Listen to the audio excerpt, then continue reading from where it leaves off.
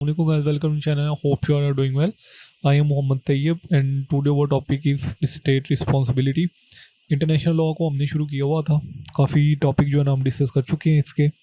आज का जो हमारा टॉपिक है वो state responsibility in international law के रिगार्डिंग है। स्टेट रिस्पॉन्सिबिलिटी जो है ना वो इंटरनेशनल लॉ में उसके रिगार्डिंग है। देखिए स्टेट जो है उसकी दो रिस्पॉन्सिबिलिटीज़ हैं। जो रिस्पॉन्सिबिलिटी है वो रिगार्डिंग टूवर्ड देयर सिटीजन्स है और एक जो है ना वो इंटरनेशनल लॉ के लिए जो है ना वो स्टेट रिस्पॉन्सिबल होती है। ठीक है, जो चीज़ हमने पॉलिटिकल साइंस में पढ़ी थी स्टेट रिस्पॉन्सिबिलिटी के वाले से, उसमें ये था कि स्टेट जो है ना वो लॉ एंड ऑर्डर की सिचुएशन को मेंटेन करती है, फंडामेंटल राइट्स को प्रोटेक्ट करती है, ठीक है, और जो है ना वो अपॉर्चुनिटीज़ प्रोवाइड करती है। ये सारी चीज़ें हमने उसमें पढ़ी थी।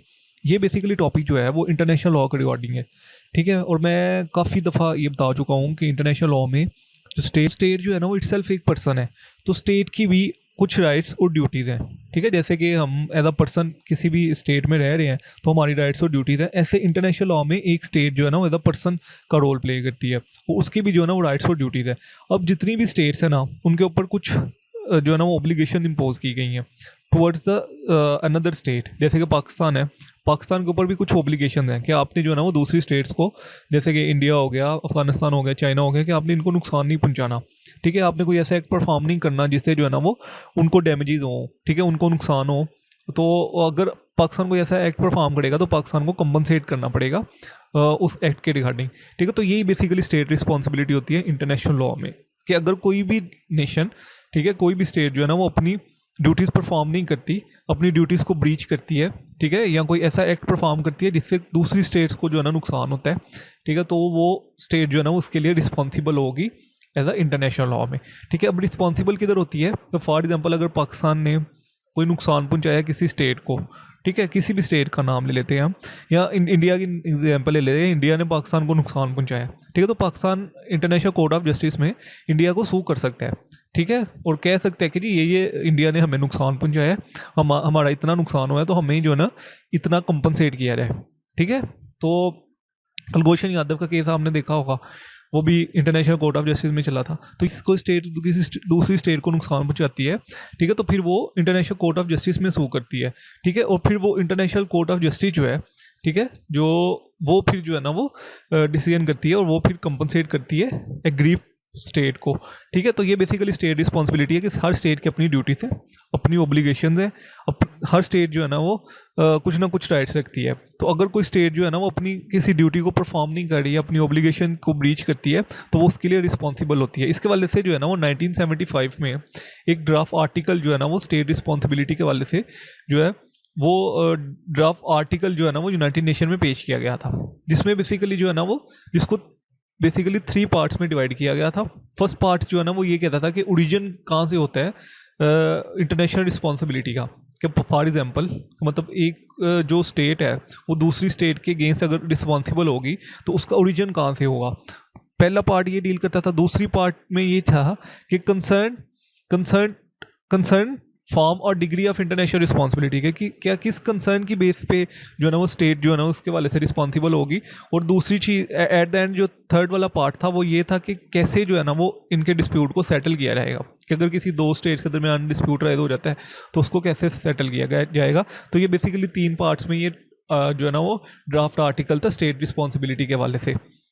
अगर कोई स्टेट जो है ना वो अपनी ड्यूटीज़ को ब्रीच करती है, ठीक है, तो उस ड्यूटीज़ के पीछे कोई ना कोई पर्पज होता है। फॉर एग्जांपल जैसे कि अभी रिसेंटली अगर हम एग्जांपल दें तो इंडस वाटर ट्रीटी का जो है ना वो काफ़ी कंट्रोवर्सी चल रही है।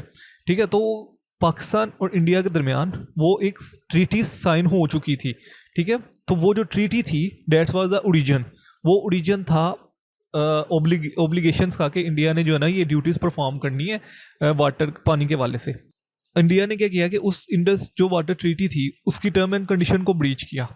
ठीक है, और जब ब्रीच किया तो अब थर्ड पार्ट ये कहता है कि उसको कैसे जो है ना उसको सेटल, जो डिस्प्यूट है उसको कैसे सेटल किया जाएगा। तो ये बेसिकली 3 पार्ट थे। ठीक है, ओरिजिन मैंने एग्जांपल दी इंडस वाटर ट्रीटी। रीजन ये था कि वो ट्रीटी इज एन ओरिजिन, कि एक ऑब्लिगेशन क्रिएट हो गया। ठीक है, अब ऑब्लिगेशन के दरमियान कंसर्न फॉर्म और जो है ना वो decrease of international responsibility concern हो गई दोनों पार्टीज़ की, यानी कि पाकिस्तान और इंडिया की, वाटर के वाले से, ट्रीटी के वाले से। ठीक है, अब डिस्प्यूट राइज हो गया। ठीक है, तो डिस्प्यूट जब राइज हो गया तो उसको कैसे सेटल किया जाएगा, ये बेसिकली ड्राफ्ट आर्टिकल इसी के वाले से था। अगर हम इसकी मीनिंग की बात करें तो ऑक्सफोर्ड डिक्शनरी ऑफ लॉ कहती है कि ऑब्लिगेशन ऑफ स्टेट, कि एक जो स्टेट है, obligation to make reparation arises from a failure to comply with the legal obligation under international law. एक ऐसी स्टेट जो अपनी जो है ना वो लीगल ऑब्लिगेशन को फुलफिल करने के लिए फेल हो जाती है, ठीक है, तो वो फिर स्टेट जो है ना उसके लिए रिस्पॉन्सिबल होती है। ये basically Oxford law of dictionary कहती है, ठीक है। अगर हम इसकी डेफिनेशन देखें जनरल, तो state responsibility is the responsibility of state for international wrongful act. अगर कोई स्टेट रॉन्गफुल एक्ट परफॉर्म करती है और उस रॉन्गफुल एक्ट परफॉर्म करने से, एक्ट या अमिशन से दूसरी स्टेट को डैमेजेस या कोई लॉस हो रहा है, जैसे कि फॉर एग्जांपल इंडिया ने कोई रॉन्गफुल एक्ट परफॉर्म किया या कोई ओमिशन परफॉर्म किया। अब ओमिशन क्या कहते हैं कि ओमिशन ये है कि आप अपनी ड्यूटीज़ परफॉर्म करने से जो है ना वो मना कर रहे हैं, ठीक है, जैसे कि इंडस वाटर ट्रीटी की मैंने एग्जांपल दी कि तो उस ब्रीच से पाकिस्तान को लॉस हो रहा है, ठीक है, तो इस वजह से जो है ना वो फिर ये इंडिया जो है ना वो रिस्पॉन्सिबल होगी, वो जो भी एक्ट परफॉर्म कर रही है, ठीक है। तो ये बेसिकली जो जनरल डेफिनेशन है ये भी इसी के वाले से कहती है कि अगर कोई आप रॉन्गफुल एक्ट परफॉर्म कर रहे हैं और उस रॉन्गफुल एक्ट या ओमिशन से दूसरी स्टेट को कोई नुकसान हो रहा है, ठीक है, उसको कोई लॉस हो रहा है, डैमेजेस हो रहे हैं, ठीक है, तो आप जो है ना वो रिस्पॉन्सिबल, यानी कि वो स्टेट जो है ना वो रिस्पॉन्सिबल होगी।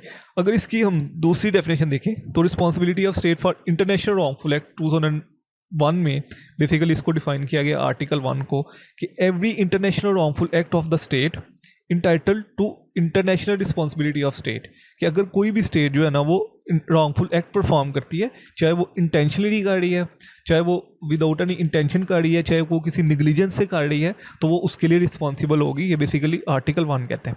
देखिए, आप कोई भी एक्ट परफॉर्म करते हैं ना, तो उस एक्ट के पीछे या तो आपकी इंटेंशन होती है, यानी कि आप अपनी मर्जी से वो एक्ट परफॉर्म करते हैं, या आपसे कोई लापरवाही से वो एक्ट हो जाता है, यानी कि कोई नेग्लिजेंस हो जाती है, ठीक है, वो एक्ट परफॉर्म आप नहीं करना चाह रहे होते लेकिन वो हो जाता है, ठीक है, तो तब भी आप जो है ना उसके लिए रिस्पॉन्सिबल होते हैं, ठीक है। तो यही बेसिकली जो है ना ये आर्टिकल ये कहता है कि अगर कोई स्टेट जो है ना वो कोई एक्ट परफॉर्म करती है और जिससे दूसरी स्टेट को नुकसान होता है, तो वो स्टेट जो है ना वो रिस्पॉन्सिबल होगी उसके लिए। बेसिक चीज़ें क्या देखी जाती हैं जब भी किसी को स्टेट जो है ना वो किसी भी कोई एक्ट परफॉर्म करती है, तो वो एक्ट परफॉर्म करने के बाद वो स्टेट रिस्पॉन्सिबल होती है उस एक्ट के लिए।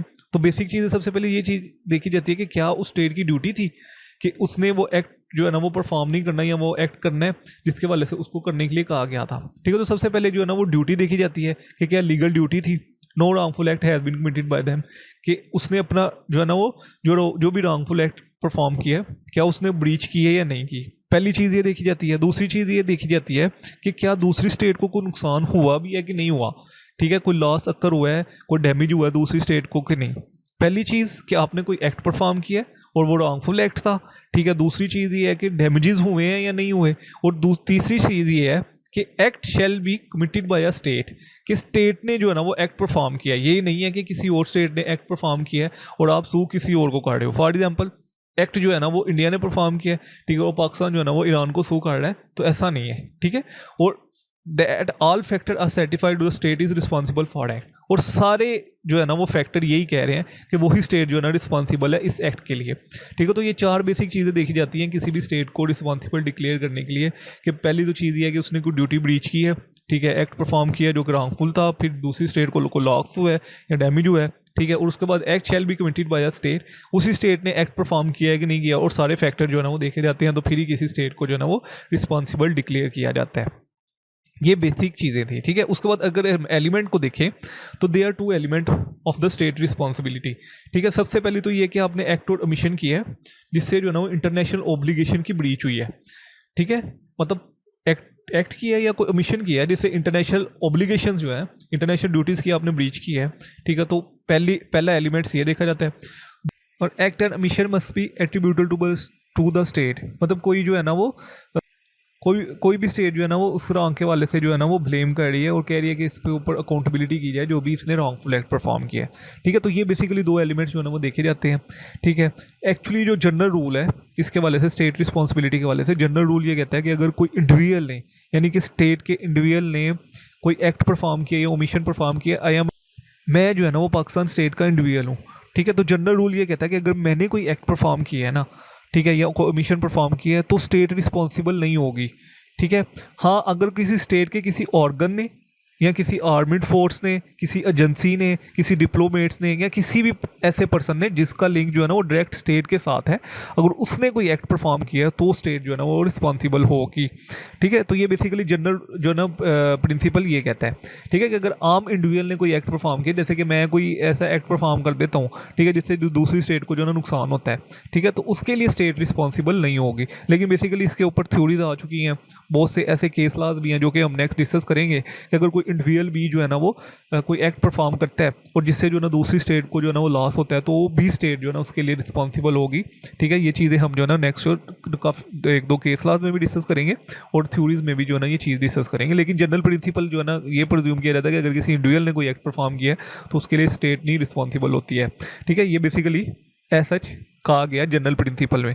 अगर इसके हम जो है ना वो लीडिंग केस देखें तो Spanish zone of Morocco claim में, इसमें भी बेसिकली जो है ना वो यही क्लेम हेल्ड किया गया था कि एक इंडिविजुअल ने जो है ना वो ब्रीच की थी, इंटरनेशनल ब्रीच। ठीक, इसमें जस्टिस हब्बर्ड ने बेसिकली ये अपहेल्ड किया था कि चूंकि इसने जो है ना वो इंटरनेशनल ऑब्लिगेशन को ब्रीच किया है स्टेट ने, तो स्टेट जो है ना उसके लिए रिस्पॉन्सिबल होगी। और सेम ही चॉर्जो फैक्ट्री केस में भी बेसिकली ये अपहेल्ड किया गया था कि अगर तो स्टेट ने कोई ब्रीच किया है, ठीक है, स्टेट की तरफ से कोई ब्रीच हुई है और उससे दूसरी स्टेट को कोई लॉस हुआ है, यानी कि कोई डैमेज अकर हुआ है दूसरी स्टेट के किसी इंडिविजुअल को या स्टेट को, तो उसके लिए जो ना वो स्टेट रिस्पॉन्सिबल होगी। ठीक है, अगर हम इसकी एक्सप्लेनेशन देखें तो जो रेजोल्यूशन, अगर हम इसकी एक्सप्लेनेशन देखें स्टेट रिस्पॉन्सिबिलिटी के वाले से कि स्टेट जो है ना वो कब रिस्पॉन्सिबल कंसीडर किया गया इंटरनेशनल लॉ में, तो इसके वाले से जो है ना वो एक रेजोल्यूशन 174 रेजोल्यूशन जो है ना वो पास की गई थी 1947 में यूनाइटेड नेशन की जनरल असेंबली से।